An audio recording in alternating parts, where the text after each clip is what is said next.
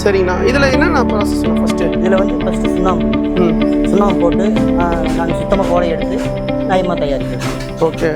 இப்போ இதில் என்னென்னலாம் போடுறீங்க? இதில் வந்து சுண்ணாம்பு மட்டும்தானுங்க. சரி. சுண்ணாம்பு, அந்த கொஞ்சம் க்ளீனிங் கிடைக்கிறதுக்கு சோடா உப்பு, அது மட்டும் போட்டு இந்த சுத்தமாக இந்த அழுக்கு பூரா க்ளீன் பண்ணி அதை மறுபடியும் நாட்டு சக்கரை மாதிரி நல்லா. இது எவ்வளோ நேரம் வரைக்கும் கொதிக்கணும்?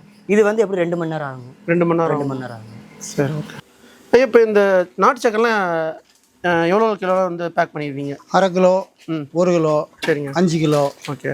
லூஸில் வந்து 5 கிலோ, 10 கிலோ, ஒரு 20 கிலோ, 50 கிலோ இதெல்லாம் போட்டு பேக்கிங் பண்ணுவோம். ஓகேங்க. ஓகே. இப்போ இந்த நாட்டு சக்கரை எங்கெங்கெல்லாம் போகுதுங்க? இது சூப்பர் மார்க்கெட்டு, பலசர கடைகள், ஓகே, பெரிய பெரிய கடைகளுக்கு. சரிங்க. Super market Chennai, Mumbai, okay, Coimbatore, இது எல்லா ஊருக்கும், கேரளா, எல்லா இதுக்கும் போகுது.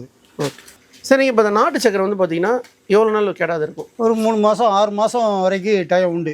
6 மாதம் வரைக்கும் ஒன்றும் செய்யாது. கூலிங்கோ ஒரு காற்று உள்ளதில் இருந்தால் இழைக்கிறோம். காற்று இல்லாமல் நல்லா இந்த இப்படி நார்மலாக வச்சுருந்தா ஒன்றுமே செய்யாது. 6 மாதம் ஆனாலும் ஒன்றும் செய்யாது.